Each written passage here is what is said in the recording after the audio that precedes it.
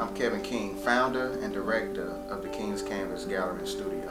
I'm Pastor Arthur Green. I'm a semi-retired pastor for over 25 years, and I've been in Montgomery since 1989. My name is Nicole King. I am a professional curl artist. I am a stylist and salon owner of Tresby Salon located here in Montgomery, Alabama.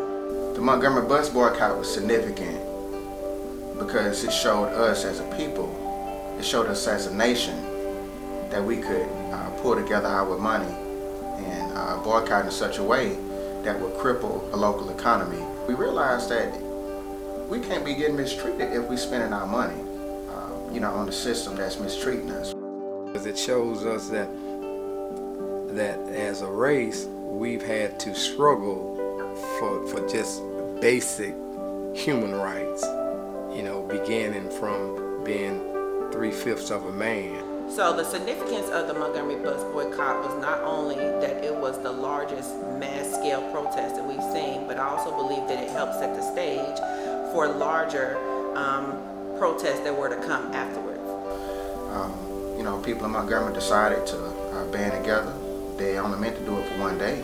They said, we are going to boycott these buses. We're not going to spend our hard-earned money on the system that's mistreating us. And one day ended up turning into 382 days. And it was amazing because we showed our collective power, right?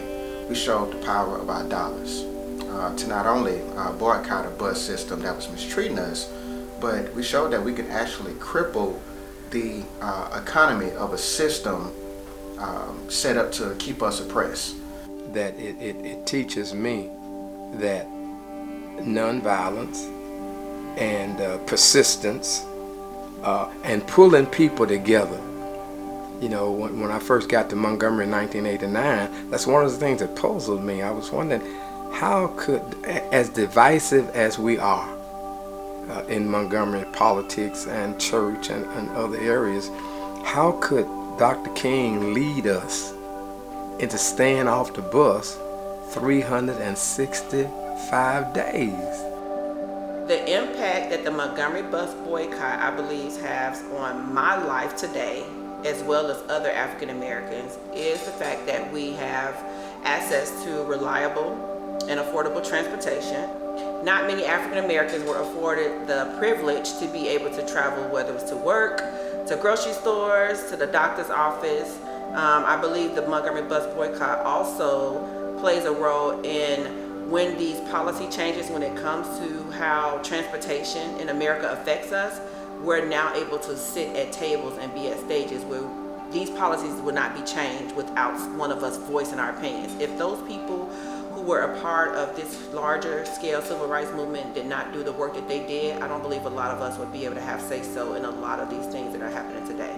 I think the main thing that comes into my mind when I think of the bus boycott is how far we've gone astray as a people and how far we need to come together. I pray for a bus boycott moment, not to get on the front of the bus, because I already sit on the front of the bus, but to come together as a community to help tackle racism head on as a community. And oftentimes, during these times, people don't think that they can come together collectively for one goal, for one cause. But our elders showed us that we could do it.